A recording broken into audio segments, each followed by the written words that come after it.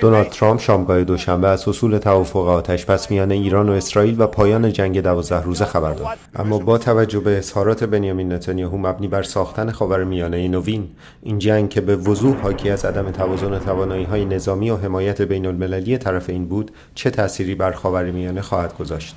آیا ایران همچنان به عنوان یک قدرت منطقه‌ای نقش آفرینی خواهد کرد؟ Déjà, il y a une forme de cynisme absolu dans la bouche de Netanyahou de nous promettre un nouveau Moyen-Orient, car ce même Netanyahou, au mois d'octobre dernier, se vantait, se félicitait que son pays était en guerre sur 7 fronts militaires différents. C'est assez terrifiant qu'un chef d'État puisse se vanter d'être en guerre en même temps avec 7 États différents.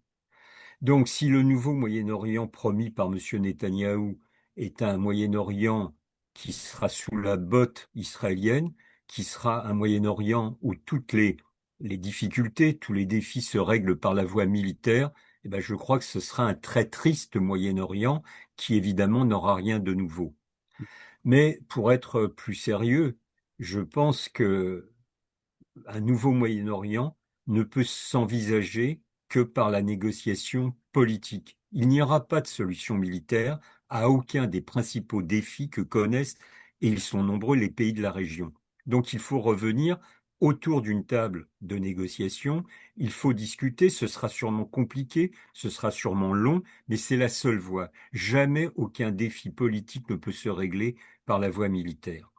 Deuxième aspect de votre question, c'est le rôle de l'Iran. Alors évidemment, aujourd'hui, l'Iran, quand je dis aujourd'hui, ça fait déjà plusieurs mois, a perdu tout d'abord la plupart de ses principaux partenaires, ce qu'on appelle l'axe de la résistance. Eh bien, chacun comprend que cet axe de la résistance, il est aujourd'hui extrêmement affaibli, que ce soit le Hezbollah au Liban, que ce soit la Syrie de Bachar el-Assad, que ce soit les Houthis, etc.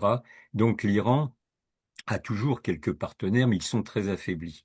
Par contre, imaginez que le nouveau Moyen-Orient, pas selon la définition de M. Netanyahou, mais par celle que j'ai rapidement évoquée, que ce nouveau Moyen-Orient puisse fonctionner sans l'Iran, est une erreur fondamentale. L'Iran est un pays qui a une histoire longue, plus de 5000 ans, dans la région.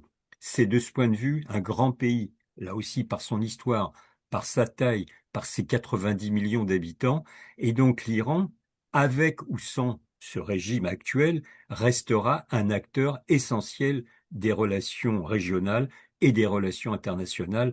Donc on ne pourra pas se dispenser de l'Iran, c'est impossible, parce que c'est un pays qui est ancré dans son environnement géopolitique. C'est exactement comme si on disait peut-on imaginer un avenir de l'Europe sans la France? Ben évidemment pas, parce que la France, comme l'Allemagne ou l'Espagne ou l'Allemagne, sont des pays qui sont européens et qui le resteront.